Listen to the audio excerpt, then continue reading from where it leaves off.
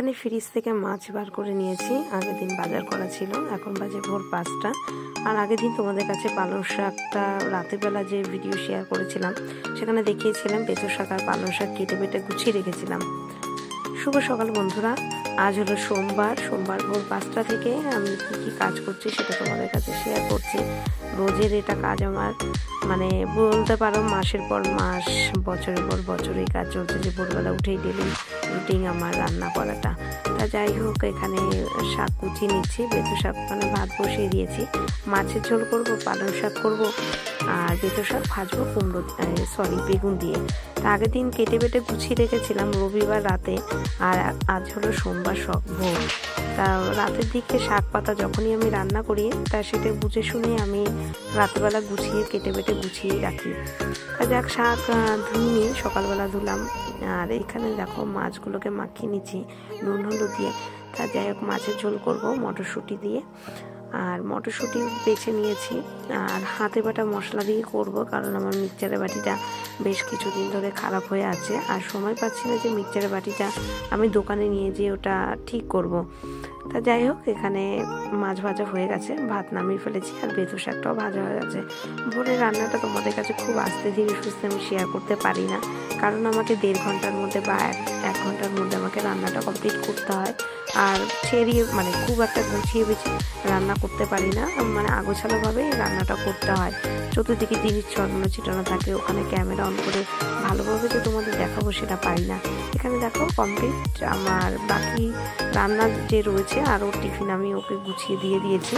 আর তাড়াহুড়োর সঙ্গে তখন ক্যামেরা অন করে দেখাতে পারি না কমপ্লিট রান্না। তা যাই হোক, এখানে এখন বাজে প্রায় 10টার মতো, অনেকক্ষণ পরে তোমাদের সামনে এলাম। রোজ ভোরবেলা রান্নাবান্না করে তারপরে বাসি কাজগুলো কিছু কাজ কমপ্লিট করে তারপরে সোনামোনার সাথে আমি একটু শুয়ে নিই। 9টা বা 8:30 সময় কোনো দিন উঠি, ঠিক নেই। তা সোনা এতক্ষণ শুয়েছিল বলে বিছানাটা তুলতে পারিনি। এখানে বিছানার চাদরটা আমি আজকে পাল্টে নেব। বেশ কিছুদিন ধরে ওই চাদরটা পাতা ছিল বলে ওটা পাল্টানো হচ্ছে না। দেখো, সোনার এই কাজগুলো মানে খুবই বিরক্ত করে। ও যখন এই চাদর পাল্টাবে বা ঘর ঝাড় দেবে বা ঘর মুছবে, ও ঠিক ওই সামনে দিয়ে ঘোরাঘুরি করবে। চাদরটা পুরো পাততে পারিনি, ব্যাস উঠে গেছে। এখানে মাম্মা স্নান করে এসছে, মাম্মাকে খাওয়াচ্ছি। আর ওর তো বায়না তোমরা জানোই, যারা আমার পুরনো বন্ধু আছো, ও কোনো তরকারি বা শাক সবজি কিছু খায় না। সেই ওর জন্য আবার আলাদা আলু আমাকে ভেজে দিতে হয়েছে।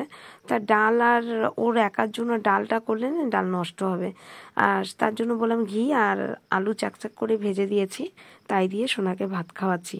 আর এত মেয়েটাকে বুঝাই যে একটু রুই মাছ খাবে না, খাওয়ার মধ্যে একটু ভোলা মাছ যদি আনি তো ওই মাছই খায়, তাও আবার শুধু, তরকারি খাবে না। তা যাই হোক, মামাকে স্কুলে ছেড়ে দিয়ে আসবো। আর এদিকে দেখো, স্কুলে ওকে দিয়ে এসছি আর জামা কাপড় কেচে রেখে গেছিলাম, কিন্তু মেলে দেওয়ার টাইম পাইনি, কারণ খুব তাড়াহুড়োর সঙ্গে ওকে খাইয়েই ওকে স্কুলে দিয়ে আসতে হয়, হাতে একদম সময় কম থাকে। আর ব্যাগ গুছানো, মামা ব্যাগ গুছিয়ে দেয়, রুটিনটা আমি বলে দিই কী কী সাবজেক্ট আছে। তো এখানে জামা কাপড়গুলো মেলে দিচ্ছি। আর দেখো, ওয়েদারটা খুব একটা রোদ না, মেঘলা মেঘলাই আছে আর প্রচণ্ড হাওয়া হচ্ছে। আর হাওয়া যেহেতু হচ্ছে, আমাকে সব কিছু মানে চাপা দিয়ে দিয়ে রাখতে হবে। আর তোমাদের একটা কথা, যারা আমার পুরনো বন্ধু আছো তাদের অসংখ্য ধন্যবাদ আমার চ্যানেলটিকে সাবস্ক্রাইব করে আমার পাশে থাকার জন্য, রোজ আমার ভিডিওগুলোকে দেখার জন্য। আর যারা নতুন বন্ধু আছো, যদি আমার ভিডিও দেখে থাকো তো অবশ্যই আমার চ্যানেলটিকে সাবস্ক্রাইব করে দিও, আর লাইক করো, কমেন্ট করো, আমার পাশে থেকো। আর আমার ফেসবুক পেজ থেকে যদি আমার ভিডিওটি দেখে থাকো, অবশ্যই আমার চ্যানেলটিকে, ফেসবুক পেজটিকে তোমরা ফলো করে দিও।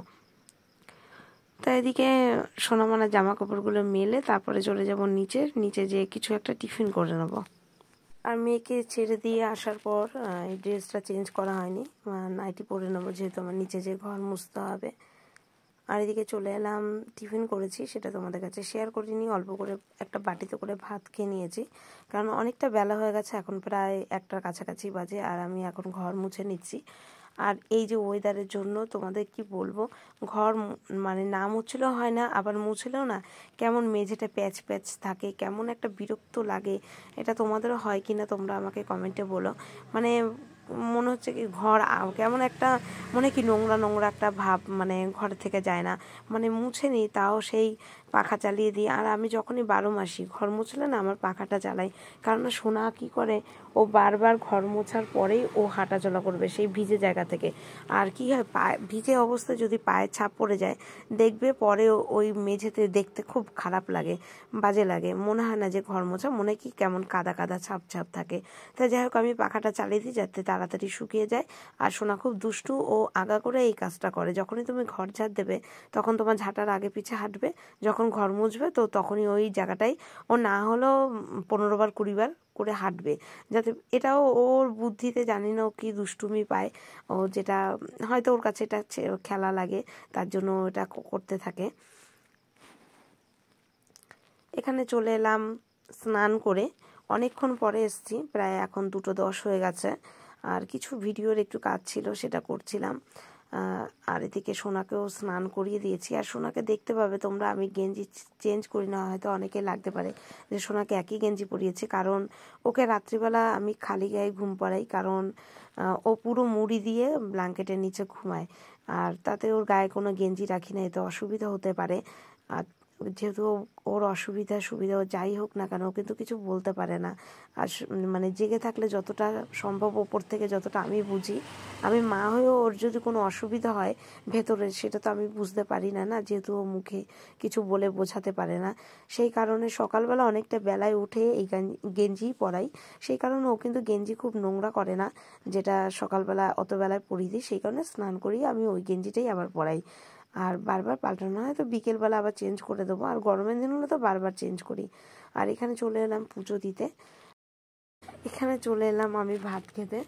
আর এখন খেতে বসবো, এর মধ্যেই কতটা বেলা হয়ে গেছে, রেস্ট নিতে পারবো না, তার মধ্যে মেয়ের ছুটির টাইম হয়ে যাবে। তাই এখানে খাবারটা খেয়ে নিই, তারপরে একটু বসে সোনাকে যদি ঘুম পাড়ানোর চেষ্টা করব। মনে হয় না যত সম্ভব ঘুমাবে, কারণ অনেকটা বেলায় উঠেছে। তাই যাই হোক, এখানে দেখো দুষ্টুর অবস্থা, ড্যাক ড্যাক করে তাকিয়ে আছে, মনে হয় না ঘুমাবে। আমি বললাম সোনা একটু ঘুমাও, আমি বনুকে আনতে যাব। তো বিরক্ত করে না, আজকালও চুপচাপই শুয়ে থাকে যখন আমি মেয়েকে আনতে যাই। আর এখানে রেডি হয়ে গেলাম, একটা গাউন পরেছি, আর উপরে হালকা, আজকে খুব একটা বাইরে ঠান্ডা নেই, তবে হাওয়া হচ্ছে ওইটুকুই, তাই এই জ্যাকেটটা পরে নিলাম। তা আবার খালি থাকলে মানে কোনো কিছু গায়ে না পড়লে গরমে তো হালকা হালকা একটু ঠান্ডা লাগছে, তা ভাবছি যে জ্যাকেটেই পরে নিই। আর মাম্মার ছুটির একদম টাইম হয়ে গেছে, আমি ঠিক এরকম 5-7 মিনিট আগেই বেরাই। 7 মিনিট আমার বাড়ি থেকে যেতে স্কুল, 4 মিনিট 3 মিনিট কি 4 মিনিট সাইকেলে লাগে। তা সোনা দেখো উঠে নামার চেষ্টা করছে, আমি বলছি সোনা বনুকে নিয়ে আসি, তুমি উঠো না, কারণ বাড়িতে সবাই এই টাইমে ঘুমাচ্ছে। শাশুড়ি মা জেগে থাকলে ওনাকে বলে যেতাম। আর ও ঘরে একা থাকে, ভালোই থাকে, জানলাটা আমার বক্স জানলা আছে, ওখানে উঠে বসে থাকে মেয়েকে যতক্ষণ আমি না নিয়ে আসি। চলো, এখানে দেখো সোনামা ওর ড্রেস চেঞ্জ করছে, আর আমি ওর জন্য খাবার করব। খাবার বলতে এই যে আবার সেই কুমড়ো ভাজা, এই দিয়েও ভাত খাবে। সোনামাকে খাইয়ে আজকে রেস্ট নেবো না, বিকেলে একটা বড় কাজ আছে, তার জন্য বেরোবো। আর এদিকে দেখো রেডি হয়ে গেছি, এখন প্রায় 5:30টার মতো বাজে। আর আজ মাম্মা 6:30 থেকে পড়া। এদিকে বাড়িতে চলে এসেছি, অনেকটা সময় এখনো বাকি আছে, কারণ যে সাইবার ক্যাফে যাবো ওর দোকান খুলে প্রায় 7টা, 7:45-7টার সময়। তা মামাকে পড়ার ওখানে ছেড়ে তারপরে আমার ইচ্ছা আছে ওখানে যাবার। সোনার ডকুমেন্টস সব নিয়ে এসেছি, সোনা মানে একটু খেলছে, ওরা খেলা করুক, মা চা করবে, চা খেয়ে তারপরে আমি মামাকে নিয়ে একবারে বেরিয়ে পড়বো। আর এদিকে ছেলে কি করছে দেখো, বারবার ও টিভির কাছে যাচ্ছে, ওই যে টিভি অফ করে দিল, ও মাম্মা ক্যাসেট চালাবে। আর ওইগুলো সব ভালো করে বোঝে, ও পুরো দেখিয়ে দেয়, আলমারিতে মা রেখে দেয় পেন ড্রাইভটা, সেটা বার করতে বলে, সব ইশারা করে দেয়। তোমার বুঝতে একদম অসুবিধা হবে না, নতুন যারা ওর সামনে আসবে তাদের হয়তো বুঝতে অসুবিধা হবে, কিন্তু আমরা যেহেতু সবসময় বাবা মা আমি বোনরা সবাই ওর ভাষাগুলো এখন বুঝে গেছি ও কি বলতে চায়। দেখো এখন বিয়ের ক্যাসেট, আর ও মেজো মামার ক্যাসেটই বারবার দেখতে চায়, জানি না কেন, মেজো বোনের ক্যাসেটই ওর বেশি ভালো লাগে। আর ওই ক্যাসেটটা চালিয়ে দিলে ব্যাস ও চুপচাপ বসে ক্যাসেট দেখতে থাকবে। তা ক্যাসেটটা চালিয়ে দিচ্ছি, বাবা দেখছিল দিদি নাম্বার 1, তা বাবাকে দেখতে দিল না। 5টা থেকে শুরু হয়, 6টা পর্যন্ত, এখনও টাইম ছিল শেষ হওয়ার। তার বাবা বললো ঠিক আছে, ও যাতে শান্ত থাকে সেটাই কর, ওকে ক্যাসেটটা চালিয়ে দেয়। তা মা গেছে ওদিকে চা করতে, মা চা করা হলে চা খাবো, চা খেয়ে আর মেয়েকে সন্ধ্যাবেলা এখন কোনো টিফিন খাওয়াবো না, কারণ অনেকটা লেট করে খাবার খেয়েছে, মানে 4টে ছুটি হয়েছে স্কুল, তারও 4:15-তে খেতে বসছে, খেয়ে উঠেছে 5টার সময়, মানে এখন এতটা অবেলায় খাওয়া হয়েছে। তো এরকমই রোজ দিন করে, আমি খাইয়ে দিলে একটু তাড়াতাড়ি খাই, আর বিকেলে যেহেতু 4টের সময় জল আসে, আমার জলের কিছু কাজ থাকে, তার মামাকে বলি যে মামা তুমি হাত দিয়ে খেয়ে নাও, আর স্কুলে যাওয়ার সময় আমি হাত দিয়ে খেতে দিই না কোনো দিনও, আমি খাইয়ে দিই। এই কারণে মামাকে এখন সন্ধ্যাবেলা কোনো টিফিন দেবো না, আর ছুটির পরে, পড়া ছুটির পরে তারপরে যদি রাত থেকে কিছু খায়। আর মা একদিন আগে মিষ্টান্ন করেছিল, সেটাই মেয়েকে বললাম, বলে না মা এখন খাবো না, আর ছেলেকে খাইয়ে দেবে।